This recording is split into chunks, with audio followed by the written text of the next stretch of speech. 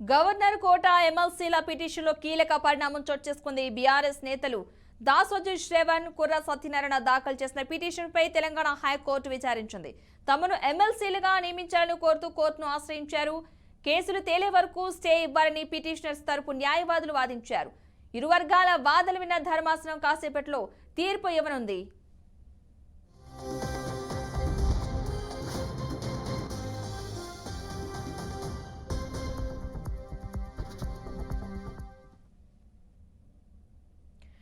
కాగా గత బీఆర్ఎస్ ప్రభుత్వం గవర్నర్ కోటాలో ఎమ్మెల్సీలుగా దాసోజు శ్రవణ్, కుర్ర సత్యనారాయణ పేర్లను ప్రతిపాదిస్తూ గవర్నర్ తమిళిసై ఫైల్ పంపించింది.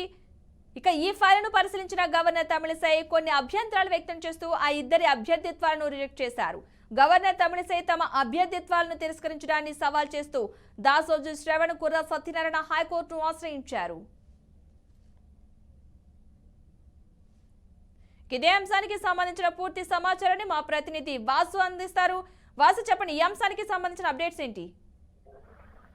పద్మ, గత బీఆర్ఎస్ ప్రభుత్వం గవర్నర్ కోటాలో ఇద్దరు ఎమ్మెల్సీలకు సంబంధించి లిస్టుని పంపించింది. దాంట్లో దాసో శ్రవణ్ అట్లాగే కుర్ర సత్యనారాయణ పేర్లను ఆ లిస్టు రాజ్భవన్ పంపించింది. అయితే రాజ్భవన్ లో ఉన్న తమిళిసై ఈ గవర్నర్ కోటాలో ఎమ్మెల్సీలకు సంబంధించి ఏది గైడ్లైన్స్ ఉన్నాయో ఆ గైడ్లైన్స్ ప్రకారం వీళ్ళు ఫిట్ గారు, వీళ్ళిద్దరు కూడా ఆ గైడ్లైన్స్ రారు అని చెప్పి బీఆర్ఎస్ ప్రభుత్వం పంపించిన ప్రపోజల్స్ ని రిజెక్ట్ చేసింది.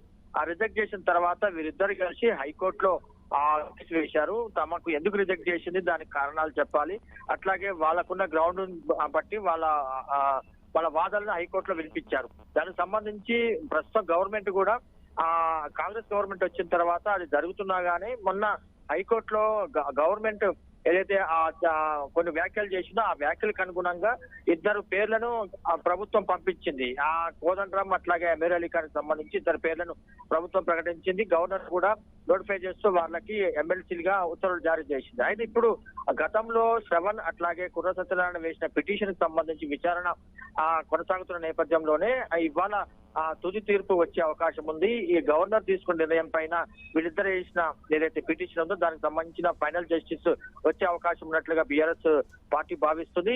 2:30 గంటలకు దానికి సంబంధించిన తీర్పు వచ్చే అవకాశం ఉంది. తీర్పు వచ్చిన తర్వాత దీనికి సంబంధించిన పూర్తి సమాచారం మనకి తెలుస్తుంది. Padma, right, thank you Vasu. మొత్తంగా గవర్నర్ కోట ఎమ్మెల్సీ ఎన్నికల పిటిషన్ పై విచారణ కొనసాగింది. ఎమ్మెల్సీలుగా నియమించాలంటూ కూడా దాసోజు శ్రవణ్, కుర్ర సత్యనారాయణ పిటిషన్ అయితే దాఖలు చేశారు. దీనికి సంబంధించి తీర్పు అయితే 2:30కి వెలువడే అవకాశం ఉన్నట్లుగా సమాచారం అందుతోంది.